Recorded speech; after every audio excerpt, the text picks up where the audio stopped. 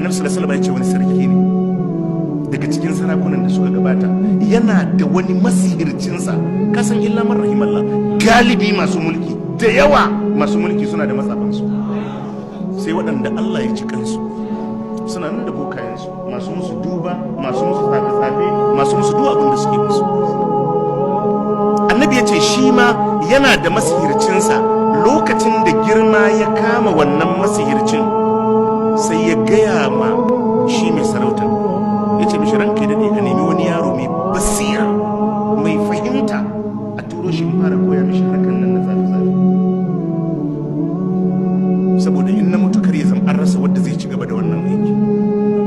Shikenan aka nemi yaro mai basira, aka tantance, aka tura mishi. A hanyar da yaron yake tafiya koyan sihirin, to sai aka yi dace akwai wani mai ibada wadda yake tare da addini. Yaron sai yakan tsaya a gunsa, sai ya ɗan ji kalmominsa da bayanansa, sai ya wuce. Ƙarshe sai ya zama duk lokacin da zai tafi ko in zai dawo sai ya tsaya. Annabi ya ce har ta kai ma in ya tafi a makare wajen bokan sai ya buge shi, in zai dawo ne ya tsaya ya je gida a makare sai a buge shi. Sai wannan malami sai ya ce mishi in bokan ne ka makara a gunsa ka ce mishi ka tsaya aiki a gida ne, in a gida ne ka makara ka ce wannan bokan ne ya baka aiki. A haka ya yi ta ɗiban ilimi da tauhidi. Cikin taimakon Allah rana ɗaya ya fito zai tafi gida. Annabi ya ce sai ya samu wata dabba ta tsare hanya, waɗansu suka ce zaki, waɗansu suka ce wata ƙatuwar macijiya ta tsare hanya. Sai ya ɗauki dutse ya ce yau zan fahimci abinda bokan nan ke koya mini ko abinda malamin nan ke koya mini, wanne ne Allah ke tare da shi. Sai ya ce ya Allah, idan al'amarin malamin nan shi ne mafi soyuwa abinka Allah, in na jefi dabban nan Allah ka kashe ta. Allah, in abinda wannan malami yake koyar da ni shi ne mafi soyuwa a gunka sama da abinda bokan nan ke koya mu, Allah, in na jefi dabban nan da wannan dutse Allah ka kashe ta. Kaga kenan in ba shi bane to ya batta da ranta. Yana jifanta sai ta faɗi ta mutu. Gaskiya ta bayyana ko? Mutane sai suka yi mamaki, wane sai aka fara zuwa gunsa. Duk wanda ya zo sai ya ce mishi kai imani da Allah, ya mishi bayani akan tauhidi, ya mishi bayani akan imani. In ya roki Allah sai matsalar mutum sai ta gushe. Makafi suka zo ya musu addu'a su warke, masu barsu su zo ya musu addu'a su warke, masu cututtuka su zo ya musu, kowa zai ce mishi Allah ke warkaswa. Annabi ya ce sai wani bafajin sarki, kasan in addini na tafiya haka yake yi, har ya shiga gidanka baka sani ba. Wani bafajin sarki sai ya ji labari, shi ma sai ya zo makaho ne, ya ce mishi ni ma na zo ga abin da na zo maka da shi na dukiya, ka buɗe min ido. Na ya ce ai bani buɗe idon kowa, ni Allah nake roƙo ya buɗe idon mutum. In ka yi imani in maka addu'a, yi imani aka mishi addu'a, ido sai ya buɗe. Annabi ya ce sai ya tafi fada ya je zauna inda yake zama. Sarki na zuwa ya suka haɗa ido. Wani ya ce ya aka yi?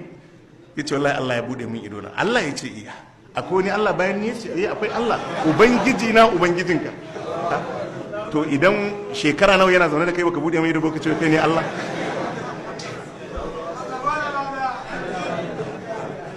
Ya ce Allah ubangiji na ubangijinka. Ya ce ka gaya min gaskiya ya aka yi. To lokacin da yaron ya koma ya gaya wa malamin, ya ce ayya ɗana, ya ce ka kira ruwa, ya ce jarrabawa za ta zo, ya ce amma ka yi haƙuri, amma ni dai karka nuna ni. Aka ma bafajen nan duka a fada sai da ya nuna yaro, aka zo da yaron aka dinga azabtar da shi sai da ya nuna malamin, aka je aka ɗauko shi. Ka ce to kai dama ba an tura ka koyi sihiri ba, da ka gaya mana abun ne ya ci gaba. Ya ce wallahi babu wani sihiri, ai sihiri kafirci. Ubangiji ya musu bayani akan tauhidi, aka kama malamin da zarto aka kashe, aka yanka shi, aka bara shi, aka kama bafajan. Duk wadda aka mai maganin ya yi imani aka yi ta kashe su. Ƙarshe ya haɗa fadawansa da yaron, ya ce shi ma su je su kashe shi. Aka ɗauke shi aka tafi da shi kan dutse.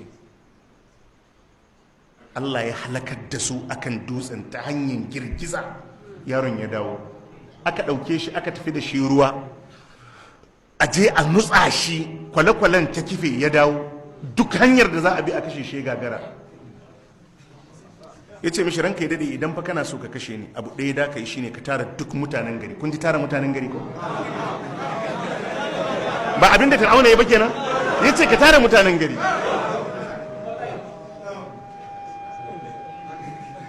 Ya ce idan ka tara su, ka ɗauki kifiya ɗaya a cikin kwarina, ka sa a cikin bakata, idan ka harbe ni, in za ka harbe ni, ka ce bismillahi rabbil gulam, ka ce da sunan Allah ubangijin wannan yaro. Ya ce in haka kai za ka kashe ni. To da yake idonsa ya rufe,